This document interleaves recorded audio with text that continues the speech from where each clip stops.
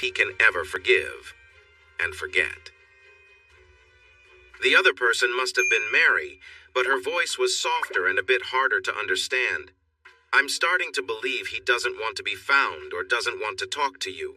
Look, we've been coming to this tough area for the last few months and still haven't found him. The people here aren't helping. Some might even be telling him where we're looking so he can hide somewhere else.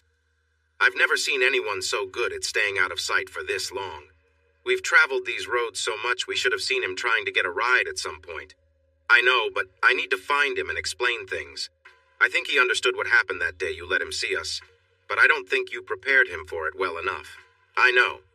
I should have talked about sharing relationships sooner. I thought he would be open to it. It doesn't mean I care for him any less just because I want to have deeper connections with him and you and Mark. But I need to explain that to him face to face. He won't respond to emails or texts, and he definitely doesn't pick up his phone when I call Dot. Mary scoffed. With the poor phone service out here, it's not hard to imagine he might have ditched his phone. But this is starting to feel like a quest for something rare. If he doesn't want to be found, we can't keep coming back here. Mark will have to stay home next trip to work, and I will need to put in extra time at my job to ease my supervisor's worries about how often I'm away. I don't know how your boss gives you so much time off. I told her my husband is missing and I need to find him. She has been really understanding, but I need to return with you, work for a couple of weeks, and then come back to search again. Somehow, I believe he is still here in the Sandhills. I'm not sure why. He never mentioned this area when we were together. He doesn't have family here, and there's no way he's working without a vehicle, Dot. Do you think he got a different car and is leaving his truck behind to keep us in the dark? Megan might have shrugged, but since Missouri couldn't see her, she stayed quiet. I don't think so. He's hardly spent any money since he left. After the first few days, we haven't found any fuel records or anything. The only reason I know he's in this area is because of the alert I filed with law enforcement. A state trooper spoke with Kelly after he was seen. He was working on that first ranch we checked. I guess the ranch owner told Kelly we were there because we didn't get any help from him. I can't imagine Kelly doing simple work like that. He's always in the office and only looks at properties from time to time. What made him think he could do what people do on a ranch? They lived in such a simple way with outhouses and no internet. He couldn't imagine living like that. Dot Missouri almost laughed, but then remembered how he had felt when he first arrived at the Circle Bar X ranch. His first impression wasn't too different from Mary's. He felt relieved that he had never openly expressed how backward he thought ranch life was. Someone in the cafe might be listening to Mary and could decide not to help her or Megan find Kelly free. Dot suddenly, He shook off these thoughts. He was so used to calling himself Missouri that he started to see Kelly as just a distant memory. Was he losing his mind? As the women talked, he thought about the differences between Kelly Free and himself.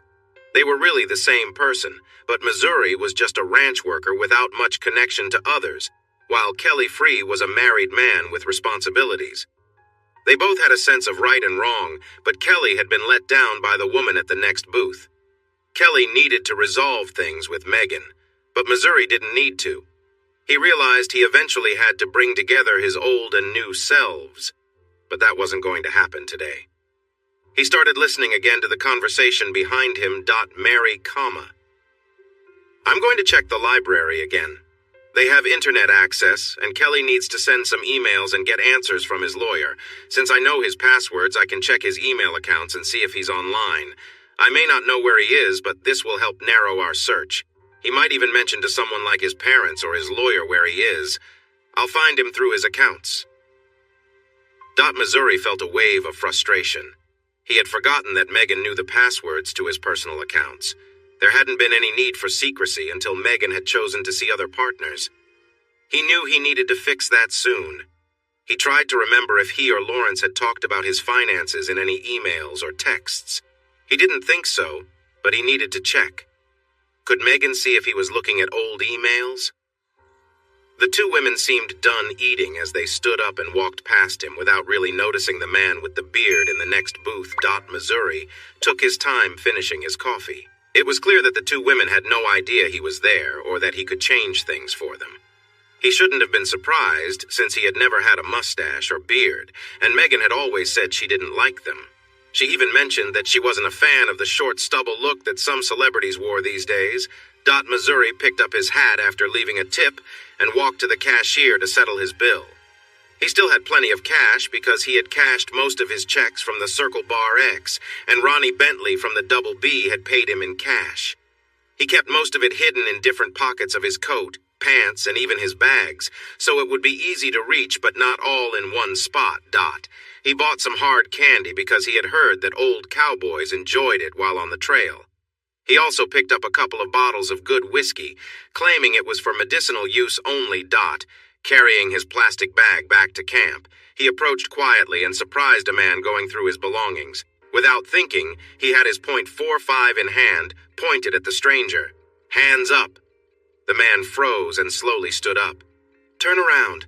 I want to see who I'm dealing with. The man turned slowly, revealing himself as Mark Brooks, looking pale and uneasy. Missouri feigned ignorance. "What do you think you're doing here?" Mark stuttered. "I'm looking for someone. Well, you won't find anyone in my stuff. Empty your pockets. What question mark? Listen, I can shoot you right where you stand. No one would argue it was an accident. You'll be gone, and I'll be out of here before they even find you. Now empty your pockets so I can see you're not trying to steal from me." Mark tried to explain. "No, I really am looking for someone. He's my best friend. My wife and his wife are in town looking for him, and I thought he might be camping out here. We've been trying to find him. His name is Kelly Free, and we need to bring him home. I was just hoping to find something in the bags that might tell me who they belong to since no one was here when I came. Maybe I believe you, maybe I don't. I won't say this again. Put your pockets on that log or there will be trouble. He hesitated, so Missouri fired a shot into the ground near him. He knew he shouldn't fire again. It could upset the horses, and someone would surely call for the sheriff if they heard the noise. Mark probably didn't think about that, but Missouri did. It seemed like the first round had made Mark really nervous. Missouri felt scared and quickly took items out of his pockets. He had to sound different to keep Mark from recognizing him. The beard, mustache, and big hat helped with that. Seeing Mark had nothing of his, Missouri signaled for him to put his things back into his pockets. Once that was done, Missouri led Mark to the edge of his campsite. He kept his voice low. "Why don't you leave this person alone?" Missouri tucked the gun back into his waistband. Mark started to lower his hands. "He is my friend and he needs help. We want him to come home so he can feel better. His wife just wants to talk with him. She loves him and he has been away for months." Mark suddenly looked closely at Missouri's face. His fear might have eased, but something about Missouri seemed familiar. "What's your name, stranger?" "They call me Missouri." Mark, curiosity was piqued. "Why Missouri? Well, everyone has a name for a reason. Texas is too common, Oklahoma is long, Iowa doesn't sound good, and Kansas isn't popular here. If I were in Missouri, my name would probably be different. But what is your real name?" Missouri revealed the gun again. Asking that can really get you in trouble. You never know, I might not be a good person. So, why not take a hint and leave before things get messy for you? Mark's eyes got big as he remembered the gun. He nodded and slowly stepped back. After stumbling a few times, he turned to watch where he was going and then ran away quickly. He didn't look back. Missouri smiled, knowing Mark would remember him. The disguise had worked for a while. It wasn't really a disguise. It was just a way to stay low while being away from people. Missouri then started to pack up his camp. He knew Mark would soon return with help, so he needed to leave quickly. His campsite was surrounded by trees, so he moved downstream to stay hidden from anyone who might be searching for him. If he could get over the hills, he could find another hiding place. But since he didn't have much time, he worked quickly. He was used to breaking camp, so it only took him about 10 minutes. The horses were ready after their break, so Missouri let them run by the stream for a couple of miles before circling around Gordon. Cody was to the east of Gordon, but didn't think there would be public Wi-Fi available. He needed to reach Lawrence to check if all his tasks were completed before talking to Megan. He wasn't going to let her benefit from this situation. It took time to get past the different fences he encountered, but he didn't see anyone in charge while doing so. Occasionally, a pickup or car passed by as he crossed the highway, but they didn't slow down or show any interest in him. In fact, most locals just waved and continued on their way. By nightfall, he found himself a few miles west and south of Gordon again. he stopped at a farm, and the owner kindly let him put the horses in the barn. The owner, a single woman with her widowed mother living with her, invited him for dinner. He was surprised by their warm welcome, but soon learned that they, like the ranchers, were somewhat expecting him. Martha, the owner, laughed when he asked her about it. Missouri, everyone around here is looking out for you. When those 3 troublemakers came to town, no one had any news about the man they were searching for. We aren't as foolish as they think. We know who you are and that you work hard, stay sober, and are nice to women and helpful to anyone in need. So, you're one of us. They'll look and then go home. They visit every other weekend or so and ask questions. Most of the ranchers you've worked with know you passed through but don't bother you. When you come to town, no one questions you. We all think you have your reasons for being here and not talking to her. And that's enough for us. Maybe someday you'll share the real story, but I bet the gossip is even more interesting, Dot. He smiled at her and then began sharing his own story. He talked about how bad things tend to come in 3s and explained each one. After finishing, Martha smiled back at him. You know, life has its strange ways. You believe 3 bad things happened to you. First, you lost your job. But think about it. Your boss didn't appreciate you and pushed you to live beyond your means. Now you can do things your own way, and from what you've said, there are many clients who would prefer your approach, Dot. She paused. The second bad thing was finding out your wife was unfaithful. Losing your job that day helped you discover this. How long would it have gone on without you knowing? You say she planned for that day, but did she really intend to keep living that way and just hope for the best? No. That bad situation turned into a good one. You managed to escape a tough place that wasn't your fault. Missouri thought about it and started to see her point. He was healthier and wiser now than when he worked for Jerry Myers. He was thinking more about his future, even though he was currently just taking each day as it came while riding his horse. She continued. Thirdly, your truck breaking down in Hyannis might have worked out for the best. Maybe it wouldn't have been any easier if you had planned it. The whole trip, driving out of Missouri, then north to Nebraska, and finally into the Sandhills, seems like it was meant for you. I believe something greater was guiding you to heal. It brought you to meet that rancher. You needed to take care of some animals and help with the hay. You needed this change, and it was given to you. I can guess you look different now compared to a few months ago. You mentioned your wife didn't even recognize you. That other guy who passed by your camp might think he knows you because of your name, but if no one came out, he might be unsure or even too shy to approach the new you. She paused before continuing. You probably seem older now. Without sunglasses, you might squint against the sun. Your beard has some gray in it. Your hair is now about shoulder length, unlike before when you likely kept it short and neat for work. Your hair even has a bit of curl to it, which I doubt it ever had when it was shorter. I bet sitting here with me is the most you've talked in a while.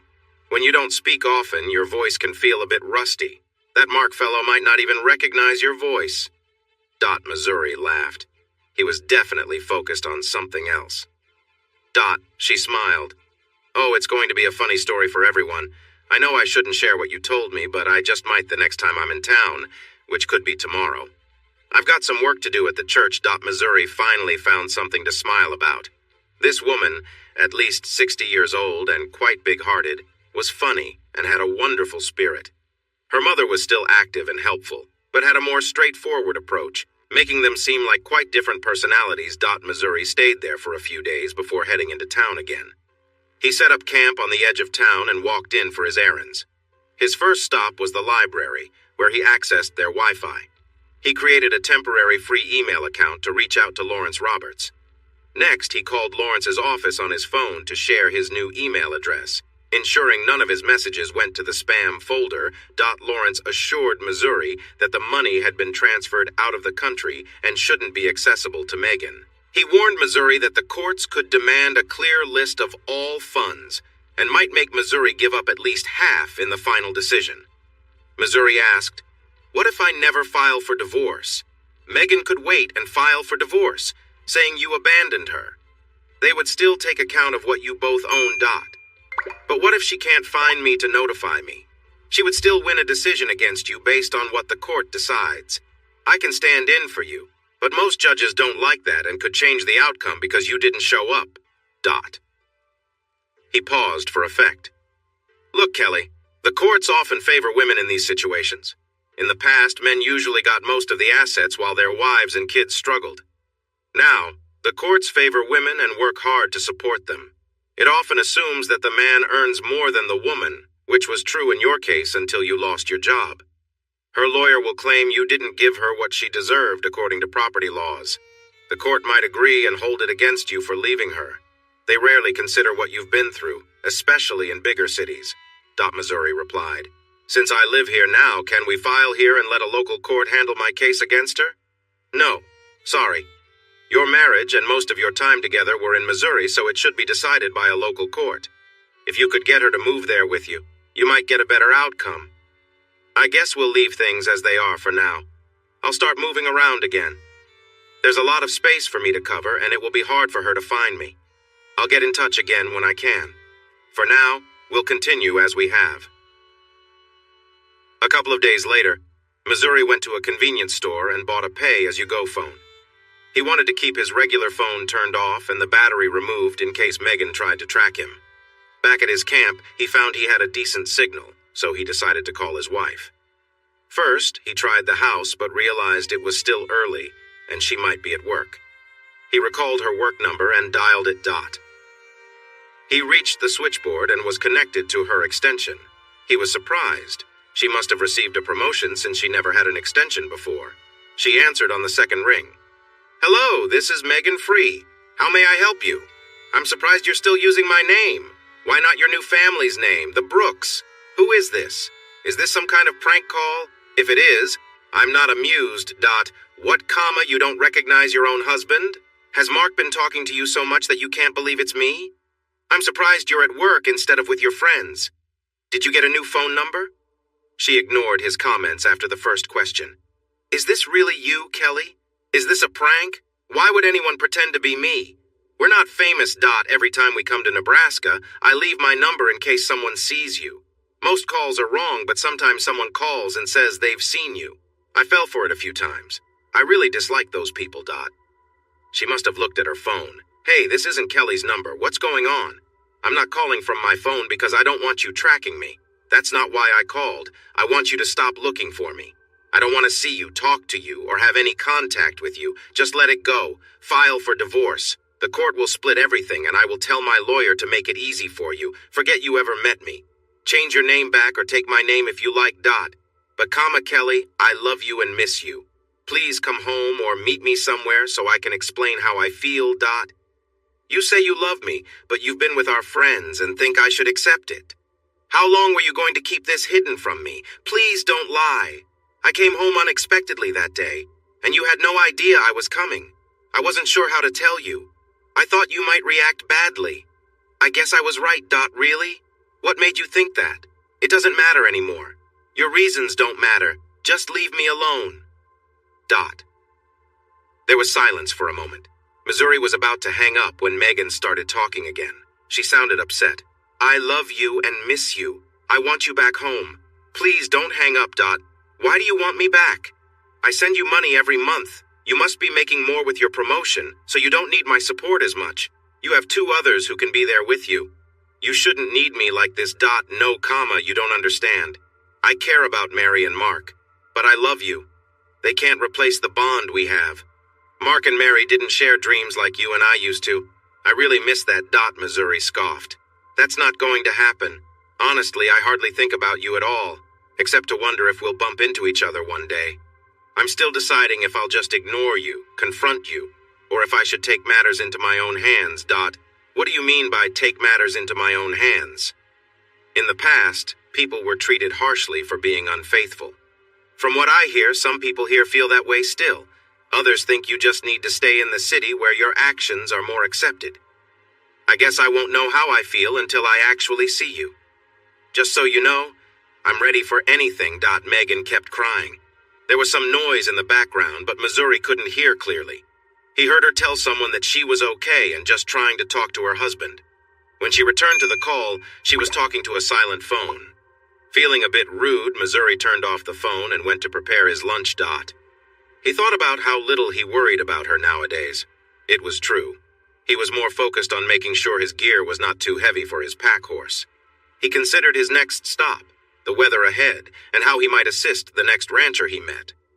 But thoughts of Megan and their problems rarely crossed his mind now, except in moments of frustration about how she had disrespected their marriage or when he occasionally thought about reconciliation. Increasingly, days would pass without him thinking of her at all, right now.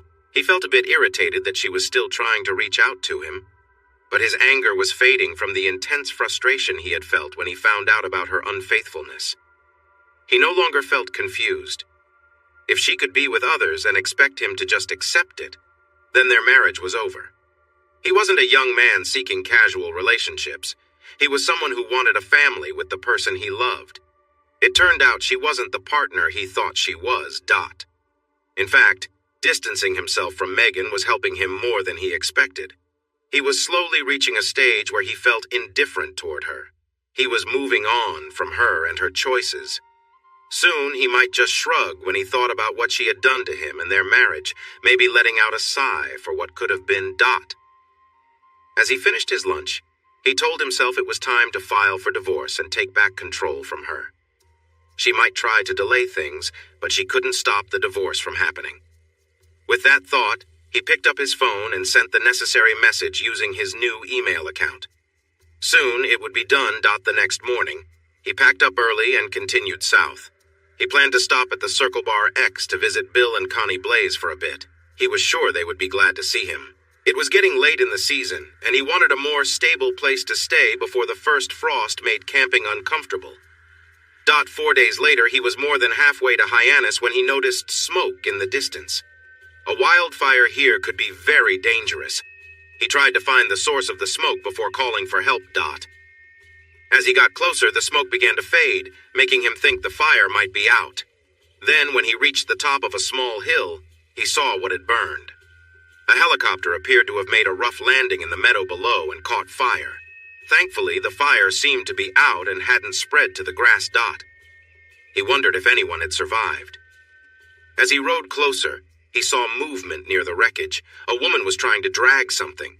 When he got near, he yelled, "Hello, is anyone there?" so he wouldn't surprise her. The woman didn't seem shocked at all. In fact, she raised her arm and waved him over. As he approached, she shaded her eyes and said, "I'm so glad to see you. We went down yesterday, but I thought someone would be looking for us by now." Missouri dismounted his horse and let the reins drop. His horses, well-trained quarter horses, would stay put unless scared. "Are you the only one here?" he asked. "No, my partner Jane was hurt. She's over there under the shelter. I think she might have hurt her back during the landing." The pilot didn't make it. Missouri guessed this was a medical helicopter. "Where were you headed?" "We were flying from North Platte to Valentine when we had some kind of electrical problem. The pilot tried to land us safely, but the engine stalled, and we were too low to land properly. After the crash, I got out but couldn't reach Sam before the fire started. He was unconscious, so he probably didn't feel much from the flames." Missouri nodded. "Why did you go so far west if you were headed for Valentine?" He pointed toward the northeast. "It's over that way, and you're not on a straight path between North Platte and Valentine. Oh no, that can't be right. No wonder no one has found us yet. They'll be searching to the east." Sam mentioned he didn't trust the GPS after the power surge, but it must have pointed us this way. The radio stopped working during the surge, and we didn't have time to use the satellite phone before we crashed. Why not try it now? It should connect to a satellite. It was in the aircraft when the fire started. I grabbed the survival gear and tossed it to safety before I went after Jane. By the time I got her out, it was too hot inside. Missouri nodded. They had reached a small shelter. He could hear the other woman in pain. The first woman shrugged. "I couldn't reach the medicines, so she's hurting a lot. With her injuries, I can't move her or she might get worse. She's the nurse and I'm the flight medic. I've made her as comfortable as I can." Missouri looked around and then took out his pocket GPS. After looking at it for a bit, he came up with a plan. "There's no cell service here either. I see there's a ranch house about 10 miles south. As long as there aren't too many fences, I should reach it in a couple of hours and use their phone to call for help. I programmed your location into the GPS, so rescuers shouldn't have to search for long. I'll leave my pack horse here since there's food and a small cook stove and tent if you need them. Dot. The paramedic nodded. I wish we could come with you, but it's best if we stay near the plane just in case the locator starts working again. Dot Missouri quickly removed the bags from his pack horse and secured it so it could graze. He then got back on his horse. Dot. Before leaving, he thought for a moment. Since you'll likely be gone before I get back, please tell everyone to leave my horse and packs here. I'll return for them. She nodded. Good luck to you and your partner. I'll get help as soon as I can reach the ranch house. Dot. With that, he did something he rarely did. He usually didn't wear spurs since he didn't need to ride fast, but now he nudged his horse and took off at a good pace. It was too far for a sprint, but he and his horse would move quickly to get help. Dot. He stopped to open a couple of fences and made good progress. His horse rested a bit as he lowered the wires carefully so they could cross. He didn't bother to close the fence back up. The usual tension would have to do for now. Dot. True to his plan, Missouri arrived at the ranch yard a couple of hours after leaving the crash site. Luckily, the rancher was home, so he didn't have to search the house for the phone. After explaining his mission, the rancher called the local authorities. The fire department and ambulance were about 30 minutes away, so the rancher and his workers quickly grabbed their trucks and utility vehicles to reach the site. They packed extra blankets, food, water, and bandages. With the help of Missouri's GPS coordinates, they soon disappeared into the distance. Missouri stayed behind to care for his horse. He took off the saddle and gently brushed the animal. While he worked, he noticed a few helicopters flying overhead. One seemed to be military, and the other looked like a medical helicopter. They were flying straight toward the crash site. Missouri guessed that the sheriff had informed the search teams about where the chopper had gone down. He realized he hadn't asked the paramedic her name, but he knew she and her partner Jane would be heading to the hospital soon. Dot. Once his horse was rested, Missouri saddled up and rode back to gather his pack horse and remaining supplies. As he made his way home, he fixed some of the fences along the way. Dot. When he arrived at the crash site, the fire department and ambulance were already there. The larger vehicle was parked carefully to avoid leaving tracks that could complicate the investigation, while a couple of smaller trucks approached the area. The ambulance also parked a bit away from the site. Missouri didn't notice when the rancher and his team returned, so he was the only civilian at the crash site. The sheriff and some deputies were there to secure the area and keep onlookers away. One of the deputies informed Missouri that the pilot couldn't be moved until the National Transportation Safety Board arrived. Missouri frowned at the situation, feeling a sense of sadness for the pilot, but knowing it wasn't his responsibility anymore.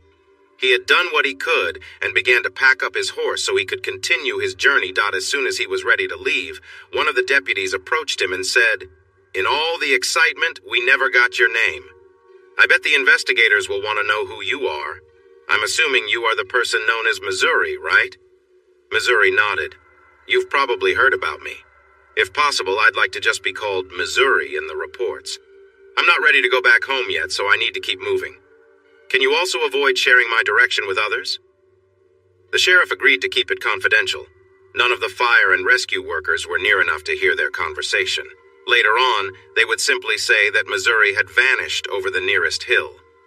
The sheriff, however, was aware of Missouri's real name and passed it on to the NTSB investigators without sharing it with the press. Missouri didn't realize it, but tales of his journeys were becoming legendary. Megan and the Brooks were on their usual drive, but everyone they spoke to had seen Missouri in different places, sometimes far apart on the same day. People said he helped ranchers and travelers, claiming they heard from others who spotted him with his horses. His hat changed, too. Sometimes he wore a clean white one like a hero from stories, and other times it was black. His horses were all unique. Some witnesses insisted he rode a nearly pure white horse, while others thought he was on a different kind. All that he did made him almost like a legend. Young girls and women said they helped him when he needed it, and would smile secretively when asked how. Some ranchers, where he had stayed a few days to weeks, had daughters of the right age and said Missouri was a true gentleman. His skills as a cowboy were also becoming legendary. Some towns claimed he even entered a local rodeo under a different name and won every competition. He was known for bronc riding, calf roping, and team roping, but no one ever explained why he didn't ride bulls. His horses were known as well. Many cowboys claimed they got to ride one of Missouri's horses during competitions. One barrel racer recounted how her horse got hurt before her event, and Missouri insisted she ride his horse, which had never raced before, and she won that night. Missouri was near the Circle Bar X when a state patrol officer stopped him for a chat. This was unusual. He wasn't speeding on horseback, and he was staying off the road, just in case Megan and her friends happened by. The patrolman waited at a gate for Missouri to approach. He noticed that Missouri had a gun on his hip. Hey there, son. Can you take a moment to talk? I'd like to chat if that's all right with you. Missouri swung his leg over the saddle and leaned back. Sure, I'm not in a hurry. Just going down the road a bit, Is that Bill Blaze's ranch you're headed to? I heard he's a good friend of yours. I wouldn't exactly call him a friend, but he was my mentor and boss when I first came to the Sandhills. Wow. Has it really been only 4 or 5 months? It feels like a lot longer. The days are getting shorter, and the nights are turning colder. I hope he will need some help all winter. That shouldn't be a problem. When I spoke with him last, he told me that I might see you around and that you're welcome here anytime. He paused. Have you spoken with your wife? She sometimes calls us for news about you. I talked to her once. I told her to move on with her life. I have. Why is she still reaching out to you? Well, it might be because of some stories making the rounds. What stories are those? That's when he learned about all the tales people were telling about him. The patrolman laughed as he shared the wild stories he remembered. Missouri was surprised. In just one summer, no one could have done even a small part of what the patrolman was saying, which he mentioned. The patrolman waved his hand. Sure, we all know that, but a bit of mystery and stories make things more interesting. Missouri shook his head. It sounds like those old Western stories. I bet most of them were just made-up tales using real names. They probably wouldn't sell now, but I know there are at least 3 people on social media claiming to be you, arguing over who is the real Missouri. The funny thing is, none of them actually mention your real name. Maybe they don't know it or are keeping it secret to add to the mystery. All you'd need is a mask and someone might start calling you the Lone Ranger. I guess I would need special bullets too. Missouri touched his beard. And I'd need to be clean-shaven to be the hero. They both laughed. Soon the patrolman let Missouri continue on his way as he returned to his duties. After telling his co-workers he had spoken to Missouri, his story grew even more. The next day, he arrived back at the Circle Bar X ranch. He decided to check if Bill needed help for the winter. If so, he would settle in comfortably at night. His skills had improved as he practiced with cattle during his travels. Although he didn't think he was an expert yet, he had some useful skills. If Bill didn't want him there, there were others like Ronnie Bentley at the Double B who might also need help this winter. There wasn't much excitement when he arrived at the ranch. He didn't come in like the heroes from the old movies and guessed someone had seen him approach, so he didn't expect to surprise anyone. He was right. Families from the house stepped out to greet him as he rode in. Hello there, stranger. After your trip around the hills, I bet you'd love a nice cup of coffee and a cozy chair, Bill said with a smile. Missouri laughed. Yes, that sounds great. Can I let my horses out in your corral? Bill grinned wider. Well, I'm not sure. Are you still the same Missouri who rode off early last summer? Connie playfully tapped her husband on the head. Missouri, don't listen to his jokes. There are a ton of funny people out there, and look at who I have to deal with.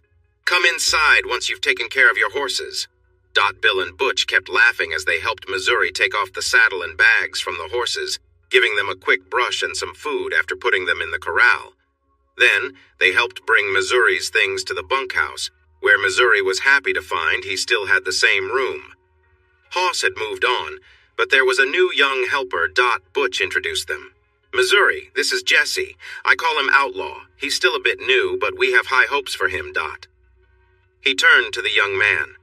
Outlaw, this is Missouri, the real deal legend. Young Jesse looked nervous at meeting a legend, so his handshake was shy.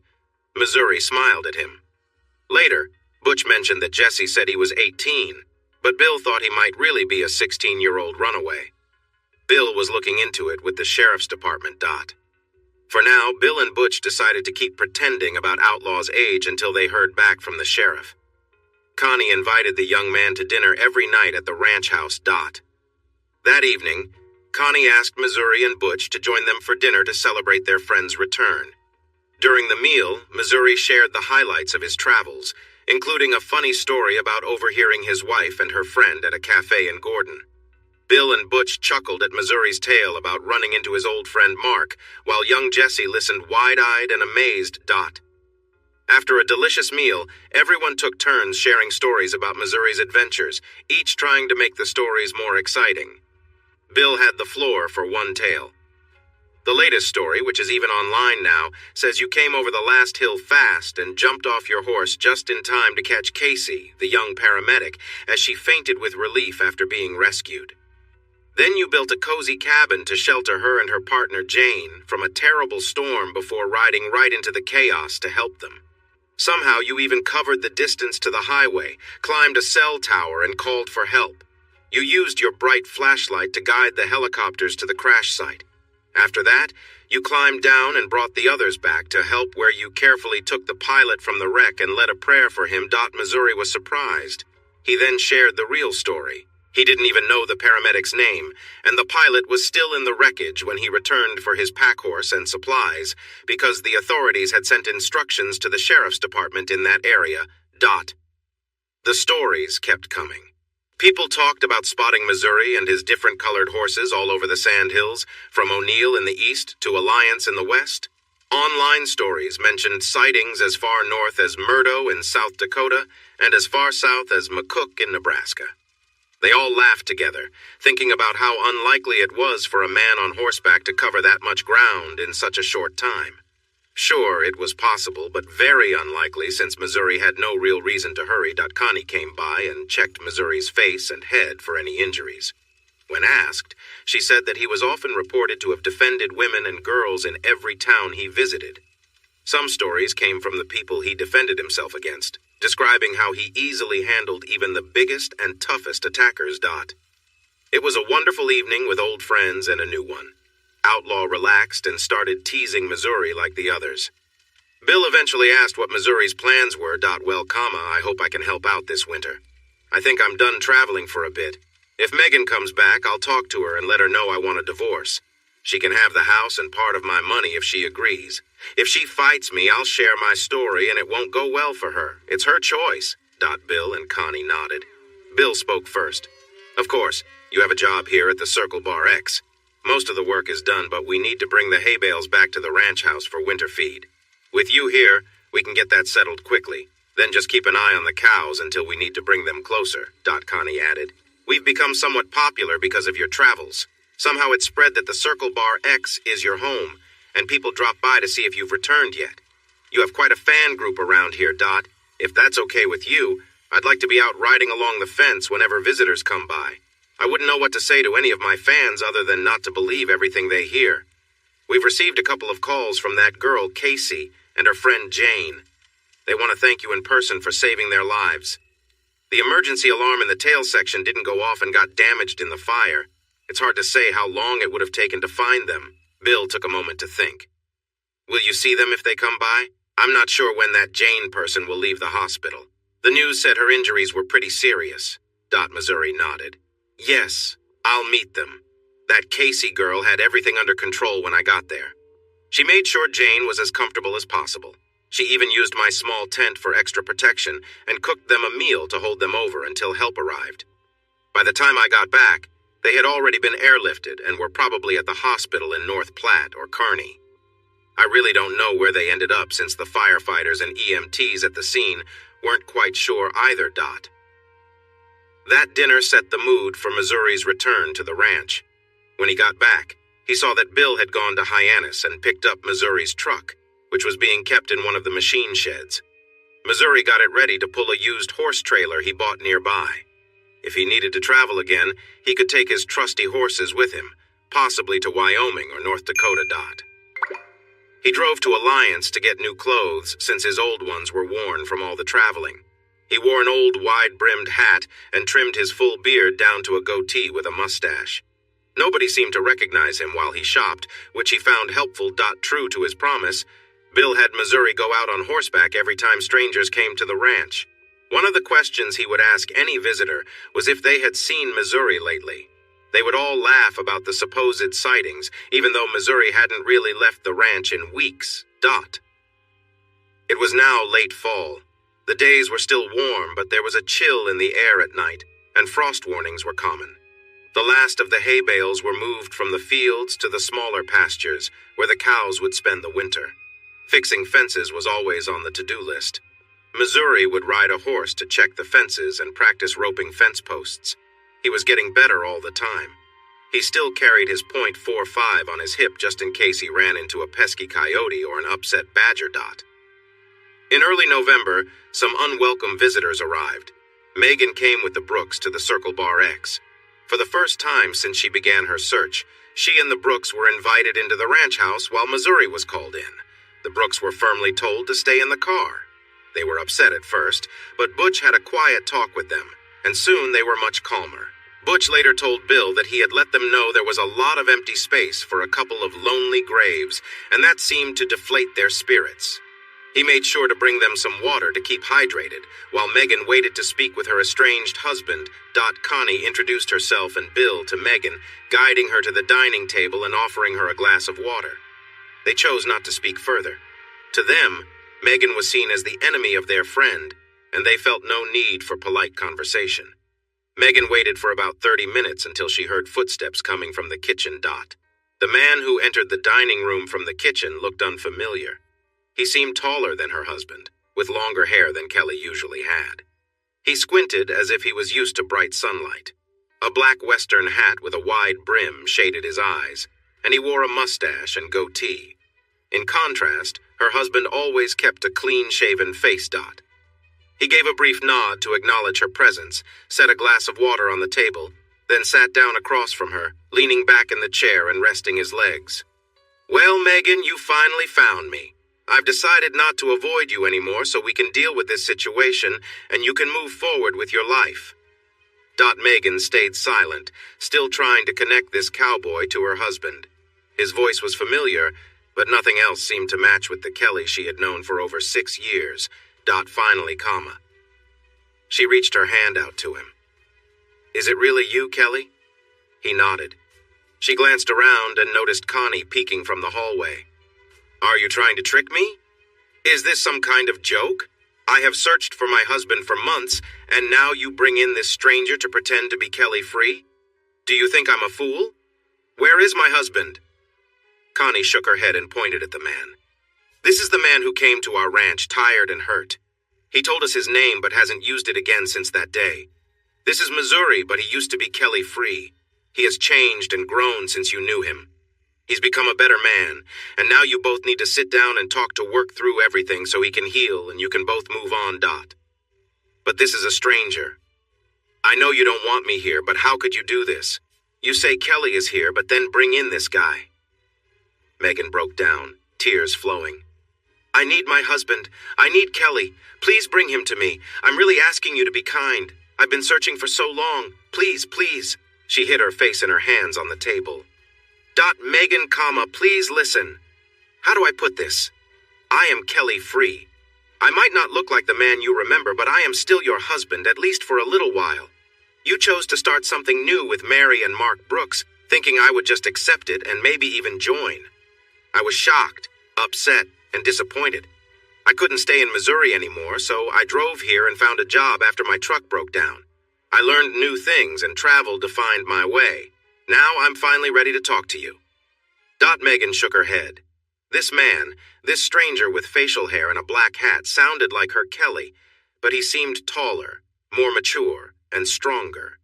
Could this really be her Kelly? She looked around. Connie Blaze had come in and sat next to her, holding her hand for comfort.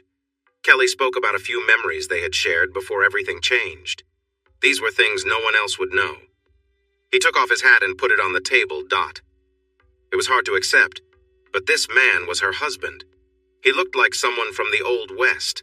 She glanced to see if he had a gun. There wasn't a revolver, but there was a pistol. Kelly noticed where her gaze was directed. He carefully placed the gun on the table beside his hat. I'm sorry if you don't feel safe right now.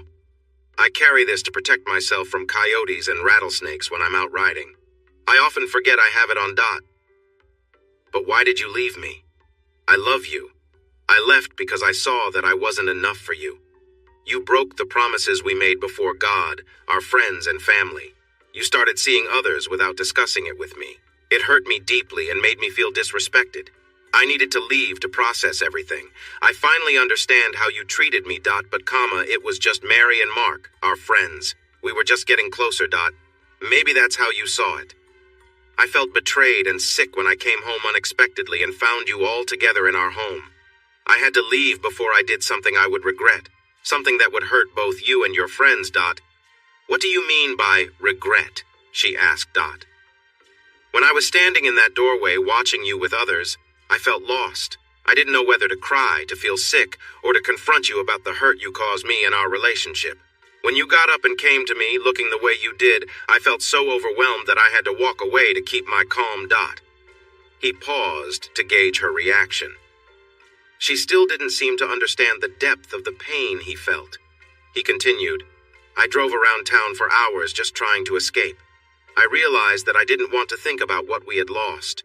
But once I ended up here in Hyannis, I had to face the truth. Our marriage was finished. There was no going back from all the lies. I wasn't ready to talk to you, so I took a job at the Circle Bar X. The people here welcomed me even though they didn't have to. I knew nothing about working on a ranch, but they took me in, showed me kindness, and taught me how to be a hard worker. They never looked down on me for my past. Connie listened closely to Missouri's words. She knew how much they had helped him, and there were things he would never understand about their support. His friends were always nearby, ready to help him if he needed it. They were proud that he had stood on his own throughout his journey. He had transformed into the strong person that writers like Zane Grey or Louis L'Amour would have admired. He had become someone people respected, a true sandhiller. He could hold his head high wherever he went, whether traveling the country or returning to the city. She thought of his old boss. What was his name again? Maybe Jerry? She imagined his former boss would think twice before judging Missouri now. He had developed the confidence and strength to face any challenge. Meanwhile, Megan seemed unable to accept Kelly's presence after their long separation. She shook her head in disbelief. This couldn't be real. After all this time, she had hoped Kelly would return and embrace her again when they finally met. He cared about her and wanted her in his life. This was the fantasy she had created for herself over the months. She still believed that Kelly would accept her way of living and that she and Mary would have their fun with him before Mark would be with him again so they could all start fresh. All she needed was to get Kelly in a room alone and everything would be fine. Kelly noticed her look and realized she was still set on the plans she had made last spring in Missouri. He sighed. He didn't know how to make her see that her dreams felt like a nightmare to him. There would be no fixing things between them. He tried again. Megan, now that you believe I am Kelly, let's be clear. When you go home, you will receive divorce papers. Please sign them so we can move on. I've been fair with you. Check the papers. The agreement I offer is reasonable. You can then build a life with the Brooks. She shook her head. No, I won't accept that. You just need to feel the love we all share. Then you will see what I've been trying to show you. The experience of being with two women and the joy of seeing us care for each other, and then the special moments with Mark. You will understand. No, Megan. I can't. That life isn't for me. You need to leave and not try to contact me again. I will be at the hearing with the judge. If you try to block the divorce, I will tell the news everyone and share everything. Your parents and friends likely won't want to be around you anymore because they don't believe in your lifestyle. The Brooks may also feel embarrassed and may turn away from you when things get tough. Just sign the papers and you can live in your fantasy for as long as you want. He stood up and stepped away from the table. He was finished with the discussion, even though Megan was still trying to defend her choices and pull him back in. She was trying to get up but was having a hard time. He had only looked at her face before, but now he saw that her belly was larger. So, I guess Mark is the father. When is the baby due? Do your parents know, or have you been keeping it a secret from them? She pointed to her belly. This is because of you, Kelly. The joy of that day when you came home early was the hope of telling you that you would be a father. I thought sharing this news would help bring you into our lives, as Mark and Mary had already agreed to be godparents. He laughed. Do you really think I would believe this story you are telling me? You honestly think that hearing you are pregnant, possibly with my child but more likely Mark's, would make me so happy that I would join you all in your complicated life? You are more out of touch than I ever imagined. Missouri turned at the kitchen door. When your child is born, we will do a paternity test. If it's mine, I will pay for their needs but won't ask to see them. To me, that child will not be a part of my life. They can call Mark Daddy. He walked out the kitchen door. Megan ran to stop him but could only watch as her husband, who felt like a stranger now, mounted his horse and rode away from the ranch. Missouri didn't look back at her tear-filled face. Megan finally realized what she had done. Since she had opened up her life to having multiple relationships, things had only become tougher. All her hopes had fallen apart. Kelly wouldn't even acknowledge the child growing inside her. She had no husband. Her job was shaky since she had taken so much time off to find him, and her relationships with the Brooks were not fulfilling. Mary and Mark seemed more interested in their own happiness than in making sure she felt happy too. Megan slowly returned to the dining room where Connie was still sitting. She looked at Connie, the ranch wife. He truly is my child's father. Mark had a surgery years ago when he and Mary chose to not have kids. There has been no one else since we became a couple. Connie couldn't help but say, "It seems you might have forgotten what being exclusive means." Megan sat down heavily in a chair. I know. I thought this would be good for all of us. 4 people loving each other completely without any jealousy, all in sync. Everything I read online made it seem like this was the best way. The statistics said there's less cheating in open relationships and that many people are happy that way. Connie shook her head. Haven't you heard? You can't believe everything you read online. Even we simple folks know that. Most cultures moved away from having multiple partners long ago because it just doesn't work in the long run. It's hard enough to be with one person. Pleasing several is nearly impossible. Megan began to cry quietly. After a moment, she found some control and looked at Connie. Tell Kelly I'm going home, but I will fight the divorce. This child needs both a father and a mother, and that's the only reason I'll stand my ground. She stood up and rejoined her partners, and soon they disappeared from view. Just as the dust settled, Missouri returned to the ranch house. Connie shared what Megan had said, and he simply nodded. He hoped she would accept things, but deep down, he knew she wouldn't give up easily. Life moved on. Kelly returned to his hometown in Missouri for his divorce hearing. Lawrence filed everything needed correctly, and Megan responded as she had said she would. She admitted she had made mistakes, but told the judge that she had ended her close relationship with the Brooks. They were still friends, but not in a romantic way anymore. She asked for help through counseling. The judge listened carefully and scheduled another court date in 2 weeks. While waiting, Kelly stayed with his parents. They were surprised by how much he had changed. They were happy about his growth, but disappointed in Megan's actions. They had loved her like a daughter, but they were upset with her for hurting their son. During this time, Megan gave birth to a lovely baby girl, and she named her Kelly. Tests confirmed that Kelly was the father. Kelly's parents softened a bit toward Megan since they wanted to be a part of their granddaughter's life. Before Kelly went home from the hospital, Kelly visited her. Even though he didn't want to admit it, he felt a pull in his heart for the baby. Things might have been so different if Megan hadn't chosen the path she did. Now he feared he would be an absent father. Megan often took little Kelly to visit her grandparents, but Kelly avoided those visits. He left just before she would arrive. At the next hearing, the judge announced his decision.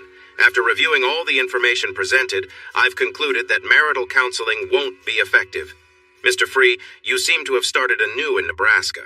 Based on what I've read, it appears you have left Mrs. Free behind. The judge ordered that Megan should receive 50% of their shared assets by the end of the week.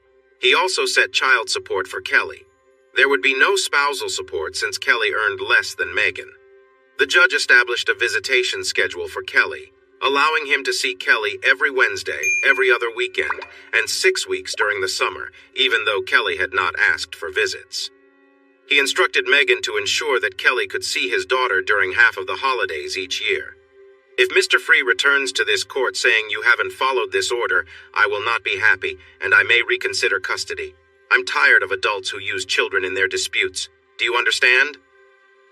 Megan stood up and responded, Your Honor, I wish for this divorce not to happen, and I hope my husband will come back to me and our daughter. Since he wanted to end their marriage, I decided not to stop him from seeing our child, hoping that one day he might change his mind and want to be a family again. Kelly didn't say anything to the judge. With a firm tap of the gavel, it was official. Kelly and Megan were no longer married. He made sure that all his belongings, even the ones his lawyer had kept hidden, were divided fairly. This way, their daughter Kelly would have everything she needed as long as her mother managed the finances. Kelly left for Nebraska the next day. When he returned, things were different. While staying with his parents, he reached out to some of his old clients. They were happy to hear from him and eager to work with his new consulting business for finding properties. Now, working for himself, Missouri added a unique touch. He took his horse, which he finally named Leroy after the song Save a Horse, Ride a Cowboy, to various locations where businesses might be interested. He would spend weeks riding around, exploring even in busy areas. He found that people were curious and enjoyed talking to a man on horseback. Between his trips, he worked as a ranch hand again, enjoying the physical work. It gave him time to think and plan while keeping his hands busy. In the winter, when there were fewer chores except for feeding the animals, he was able to connect with his family online. He helped Bill set up a better cell phone signal, making video calls easier. He was getting to know his daughter better, as she was often at his parents' house during his calls. There was also excitement in the town about visitors searching for the legend known as Missouri. Soon, an SUV from out of state arrived at the Circle Bar X. Thankfully, the people inside were friendly and introduced themselves without any attitude. They were agents from a cable network that focused on stories about relationships, and the buzz about Missouri had caught their interest. By the end of the day, they promised to keep Missouri's identity safe by changing names, dates, and places, ensuring that only a few would recognize the real story. They planned to call it The Man from Missouri, but they would change his hometown. Missouri also had the agents reach out to Megan for her thoughts and approval, even though it wasn't strictly necessary since the story would be fictional. Butch got a new role as the connection to Hollywood. Missouri learned that the quiet man had a degree in communications and knew some lawyers. With the help of Butch and Lawrence Roberts, Missouri quickly found a public relations expert and an entertainment lawyer to support him. A company was quickly set up, and now Missouri was a CEO, with Bill and Connie on his board and all the staff at Circle Bar X as shareholders. The next change came when Megan reached out to Missouri about a job. Kelly, I need to be more than just someone on a screen for your daughter. After the movie people got in touch with me, I realized I might not want to stay in Missouri anymore. Your parents and I have talked, and we'd like to move closer to you. Is there a place near the ranch where we could all live so we can see you more? Also, are there any job opportunities nearby? Kelly was caught off guard by this news. It was a twist in his life he hadn't expected, but it felt good. Actually, Megan, I need help with the movie deal. I think you'd be perfect for this. I'll call you back. After he hung up, he called his parents to share the news.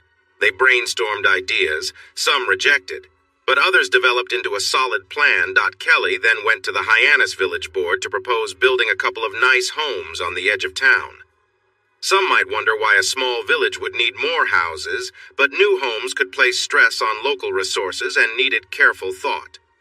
Fortunately, the village could manage the additional homes, and the project got the green light. Megan began moving right away. Kelly found her a small but decent mobile home, and soon she and Kelly were settled in. Baby Kelly was affectionately called Miss Missouri in honor of her dad. One of the writers for the movie arrived in an RV and parked at the campground, leading to an expansion of the film. Before long, The Man from Missouri grew into multiple parts. The first movie would tell the original story of betrayal and healing. The second part would focus on divorce and redemption, with the writer planning to reunite the couple. This segment might air on a network known for love stories. The writer also looked for ways to include some famous events from Missouri to keep the audience engaged. Some even suggested turning it into a series instead of just two movies. As for Missouri's romantic life, he and Megan had moved on. They remained friends and co-parents to Miss Missouri, but nothing more. However, Missouri was not meant to be alone. While new homes were being designed and built for Megan and his parents, someone new appeared at the ranch. One day, a van pulled in. Missouri was in the bunkhouse when a woman stepped out of a car. She was a nice-looking lady using crutches. She introduced herself as Jane Gantry and wanted to thank him for saving her life. Her driver was a cheerful paramedic named Casey. Missouri often stayed away from his fans, but this time he chose to chat with the two women. Jane praised him to Bill and Connie, telling them how great he was. Casey agreed with her a lot. Bill and Connie smiled at Missouri, who seemed a bit shy about all the compliments. After a while, Connie asked Jane about her injuries. Jane responded, "I hurt my back badly in the accident. I've been recovering for a long time and was in a wheelchair for months while I did therapy. I'm getting better and hope to leave these crutches behind soon. I also finished my nursing degree. I can't fly anymore, so I'm looking to start a clinic. Do you think Hyannis needs more health care?"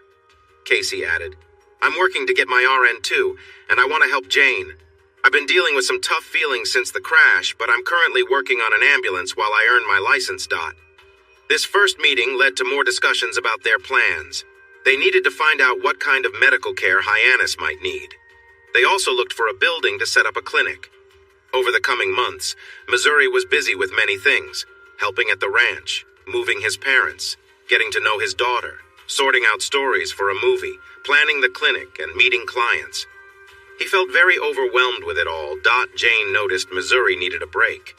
She had gotten better and no longer needed the crutches, but she still couldn't stand for too long. As she healed, their meetings turned from strictly about business to more personal chats.